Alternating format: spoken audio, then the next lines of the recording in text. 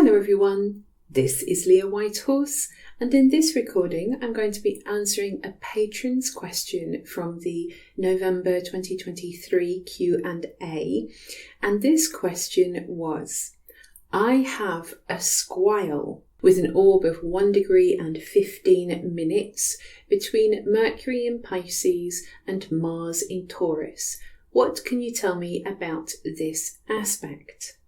So, just to put it on the screen so you can see how this aspect is spelt, S-Q-U-I-L-E, a squile. Now, a squile is very, very rare. It's pretty much almost unheard of. It doesn't appear on my SolarFire software. It's professional software, but it's not on there. And I have never used this aspect, and I have no working knowledge of this aspect, but still I wanted to give you some material to work with yourself to see if you can gain some extra understanding of your own chart. So the squile is, as you said, 75 degrees, and it comes from a branch of astrology called Harmonics. And Harmonics has pretty much fallen out of favour with modern astrology. That doesn't mean that it's wrong, it's just a technique that doesn't really get used very much these days, but there are some astrologers who do use it. So the squile is connected to the 24th harmonic. So I am going to be explaining what that means, but just bear with me for a moment. So, the squile is a 24th harmonic aspect. So how we get to that is in the chart is a circle. So there are 360 degrees in the circle. If you divide 360 by 24, you get the number 15. 15 times 24 is 360. So the squile is basically a fraction. It is 5/24, because 5 times 15 equals 75. Now, if you're still with me by now, then all power to you, because I find it very kind of disorientating when I first look at harmonics, and this is perhaps why it has fallen out of favour. You've kind of got to really wrap your head around what it's about before you even get into the interpretation of it. So, to understand a little bit more about what are harmonics. So harmonic is a term that was first used in physics, and perhaps many of you might know it more from music. We talk about things being in harmony, so this is what it relates to. It has a resonance. Now I'm just going to read a little paragraph from an article on astro.com or Astrodienst called The Importance of Harmonics. So here it says, in physics and in music, the reference signal or wave, the first harmonic, can be any length, but in astrology we are always talking about the harmonics of a circle. Therefore, in astrology, the first harmonic always has a length of 360 degrees, the whole circle. The second harmonic has a length of 360 divided by 2. Which is 180 degrees. And as you may remember, a 180 degree aspect is an opposition in the chart. It is splitting the chart into two. So the second harmonic refers to a signal that occurs, or a wave that peaks, at 2 points around the circle. So if we just think about the major aspects that we know, the conjunction is an aspect of the first harmonic. The opposition, as I just said, is an aspect of the second harmonic. The trine, which splits the circle into 3, the third harmonic.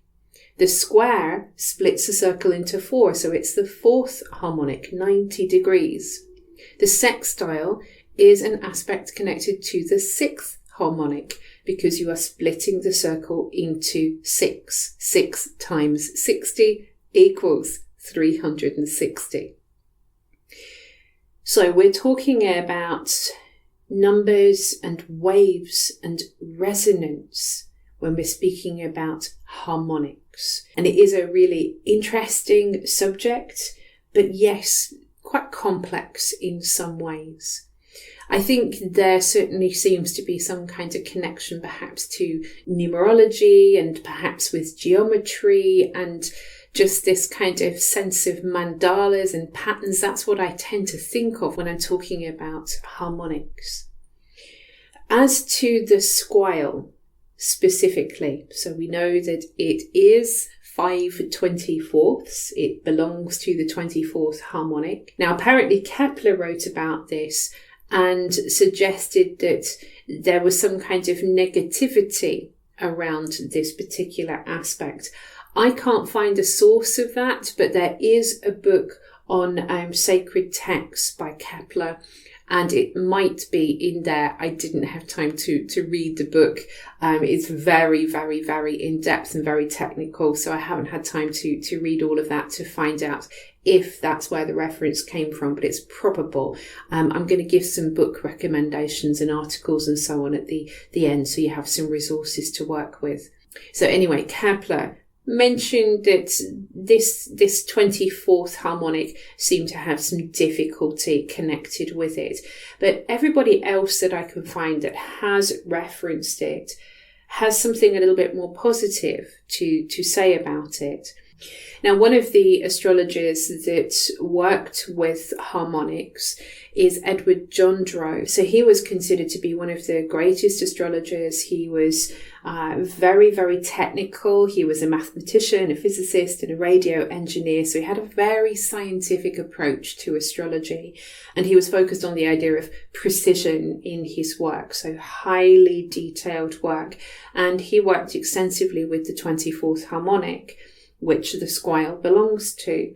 And one of the things that he noticed, sort of looking at more collective astrology, is that this harmonic, including the squile aspect, tended to be activated or active when there were turning points in the stock markets. So other astrologers have taken that idea and suggested that the 24th harmonic, including the squile, is related to some kind of changing trend in life or in circumstances, that there are subtle changes that are happening. Now, someone else who has done some work on harmonics in more modern times is David Cochrane. And he actually has written a booklet on the harmonics, and he's also got a series of videos on harmonics here on YouTube. So again, I'm going to link all of this below. But in his booklet, he suggests that the squile aspect of the 24th harmonic is connected with resources and assets. And so it's like they have this resource or asset available to them. And particularly for the squile, it's quite subtle and a little bit more creative than some of the other aspects that are connected with the 24th harmonic. So we've got the idea of shifting and changing trends, and then we've also got the idea of this being a resource of some kind. And just to bear in mind that 75 degrees, if we put that in different terms, we could say that the squile is like a semi-square plus a semi-sextile. So a semi-square is 45 degrees and a semi-sextile is 30 degrees. So put that together, you have the 75 degrees of a squile. So a squile has the nature of a semi-square and the nature of a semi-sextile. So there's a slight irritation. And I've often described the semi-sextile because it relates to the next house along, or the next sign along, because it's only 30 degrees aspect, as kind of like a neighbour. So now we've got a neighbour, semi-sextile, who is slightly irritating us with the semi-square, the 45 degrees. But maybe if there's a little bit of a niggle, a little bit of an irritation there, perhaps that would actually prompt those people to talk to one another. You're playing your music a little bit too loud on a Sunday morning. Please, can you turn it down? Sure. Yes. I'm sorry. I didn't realise it was bothering you. This kind of scenario, I'm just using that scenario because I've actually been there. I was the one asking for it to be turned down, by the way, because I hate loud music. Anyway, off the point. So this aspect is prompting some kind of gentle communication between people. It starts as a bit of an irritation, but then it turns into something a bit more constructive. So to the person that asked this question initially, so you have Mercury in Pisces and Mars in Taurus. So these two aspects of yourself are kind of in this slightly stressful connection, and they're sort of being forced to talk to one another. But actually, it's quite constructive. So Mercury in Pisces is extremely imaginative. It's also very kind of poetic in the way that it speaks. It's lyrical. And yeah, maybe sometimes you can get a bit distracted. Your mind can easily be pulled in different directions. But Mars over there in very concrete, tangible, real, practical Taurus says, hey, that's actually a really good idea. That one that just went past you really quickly when you weren't looking, that idea is a good one. Maybe we should do something about that. Maybe we could actually manifest that idea. So I feel like your Mars has a capacity, the potential to be able to stop the thought from actually disappearing and just kind of going into nowhere. But maybe your Mercury feels a little irritated by the push to do something about it, because Pisces just kind of wants to dream. So maybe this is how it works. The constant little pushing inside of you saying, I want to get that idea out there, whether it's a piece of poetry or whether it's just that you want to communicate with someone, you want to talk to someone, to discuss things. Either way, we've got that sense that something needs to happen, and that's the action with Mars. Now, technically speaking, from what I've seen, the Squile aspect is only 1 degree. So some would say that actually the orb between your Mercury and your Mars is a little bit too wide. But I will leave that up to you to decide whether you feel that this is an aspect that's at work for you. I'm going to just give you these resources that I mentioned before. So I mentioned earlier David Cochrane. So he has a booklet that is freely available online, and it's called The First 32 Harmonics, a qualitative research study. So there's that. And I'll also put a link to a playlist. It has lots more of David's videos in it, but if you scroll down the playlist, you will come to all the ones that are on specifically on harmonics. So the next one is The Spirit of Numbers, a new exploration of harmonic astrology. So this is a book by David Hamblin, and he also has another book called Harmonic Astrology in Practice. So he's somebody who did a lot of work with harmonics. He's sadly passed away now. We've also got John Addey, his book Harmonics in Astrology.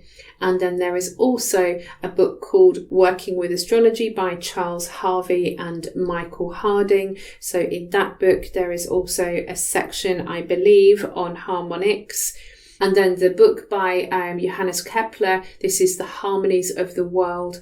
That is on sacred text. So that's also free to read. Good luck with that. It's very, very in depth. So you definitely get some coffee down you before tackling that one. There's also an article on astro.com, AstroDNs I spoke about before. So I'll leave the link below there. So I hope that gives you some sense of what the Squile aspect is about.